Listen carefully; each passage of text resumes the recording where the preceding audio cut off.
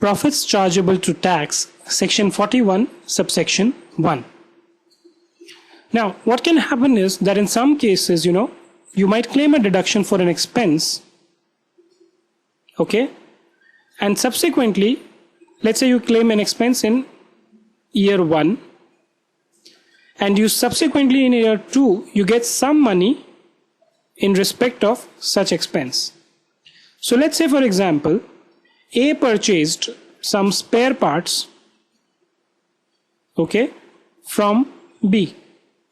Let's say the quantum was 50,000, right? And debited this amount to the profit and loss account. Subsequently, it turned out that the spare parts were of bad quality, and A told B, refund me back my money, right? Finally, the settlement happened in year 2 when B said, okay, these were somehow defective, okay, but you used them, so let me, instead of 50,000, I'll charge you only 40,000, right? And I will give you a waiver of 10,000, right? So in this case, instead of 50,000, now the liability of A to pay to B is only 40, or the expenditure is only 40, right? In such cases, if A has actually debited 50,000 to the profit and loss account, this excess or this reversal of 10,000 which he gets in year 2 is going to be treated as income, right? Income of A. Why? Because you've claimed an excess deduction in first year, so as and when this amount is received back, then you get a taxation event on this. Let's read how this fares.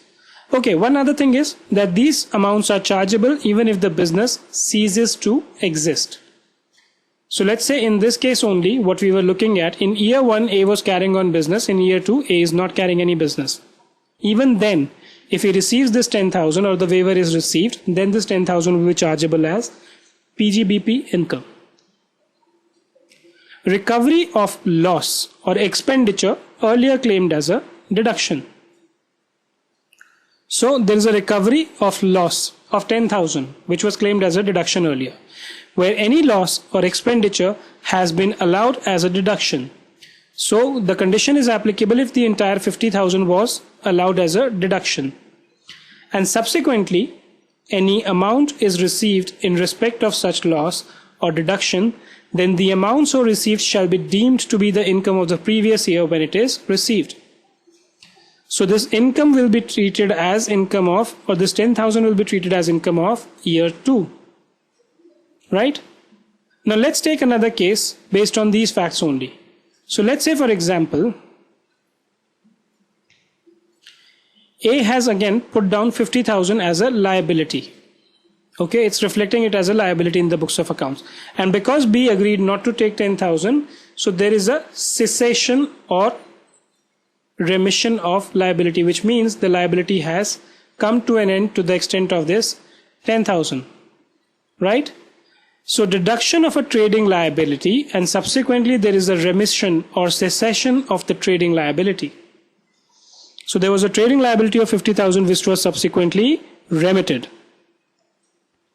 where a deduction has been allowed in respect of a trading liability, and subsequently there is a remission or cessation of such trading liability, then the amount so remitted cessed shall be deemed to be the income of the previous year of remission or cessation, right? So the liability has come to an end. So what's the difference between case 1 and case 2? In case 1, we are saying the entire 50,000 has been paid, and subsequently 10,000 is received by A. Whereas in case 2, the liability remains and there is a cessation of liability. It's one and the same thing. Both are chargeable to income tax under section 41(1). Right? Let's move on to the next slide now.